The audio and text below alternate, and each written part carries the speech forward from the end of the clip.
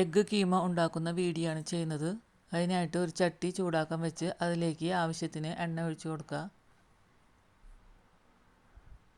എണ്ണ നന്നായിട്ട് ചൂടായിട്ട് വരുമ്പോൾ അതിലേക്ക് 1 ടീസ്പൂൺ പെരിഞ്ജീരകം ചേർത്ത് കൊടുക്കുക. ഇതിലേക്ക് വെളുത്തുള്ളിയും ഇഞ്ചിയും ചെറുതായിട്ട് അരിഞ്ഞത് ചേർത്ത് കൊടുക്കുക. വെളുത്തുള്ളി ഇഞ്ചി മൂത്ത് വന്നതിന് ശേഷം ഇതിലേക്ക് 3 സവാള അരിഞ്ഞത് ചേർത്ത് കൊടുക്കുക.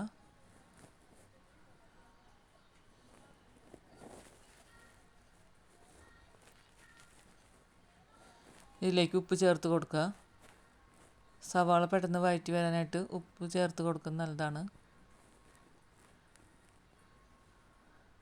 സവാള നന്നായി വഴറ്റി വന്നതിന് ശേഷം ഇതിലേക്ക് 1/2 ടീസ്പൂൺ മഞ്ഞൾപ്പൊടി, 1/2 ടീസ്പൂൺ മല്ലിപ്പൊടി, 1/2 ടീസ്പൂൺ മുളക് പൊടി ചേർത്ത് കൊടുക്കുക.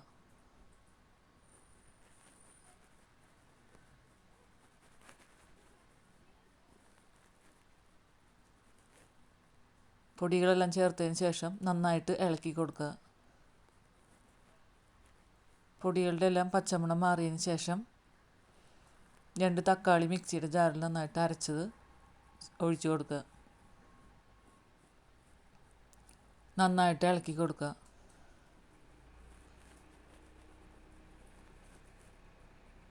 തക്കാളിയുടെ പച്ചമണം മാറാനായിട്ട് അടച്ചു വെച്ച് വേവിക്കുക.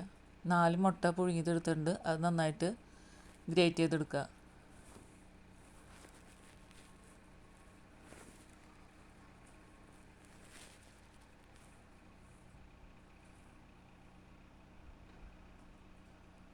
തക്കാളിയുടെ നന്നായിട്ട് പച്ചമണം മാറി കുറുതായി വന്നതിന് ശേഷം ഇതിലേക്ക് മിക്സിയുടെ ജാറ് കഴുകി വെള്ളം കുറച്ച് ചേർത്ത് കൊടുക്കുക.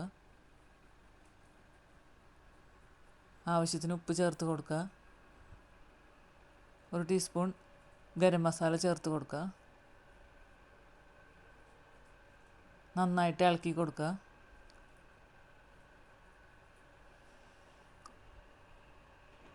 ഒരു 5 മിനിറ്റ് അടച്ചു വെച്ച് വേവിക്കുക. നന്നായി കുറുതായി എണ്ണയ്ക്ക് തെളിഞ്ഞ് വന്നതിന് ശേഷം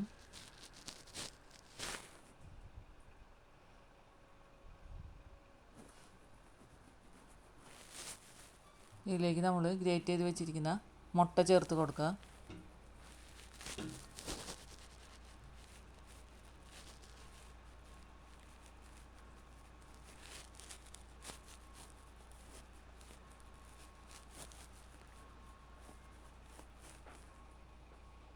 നന്നായിട്ട് ഇളക്കി കൊടുക്കുക.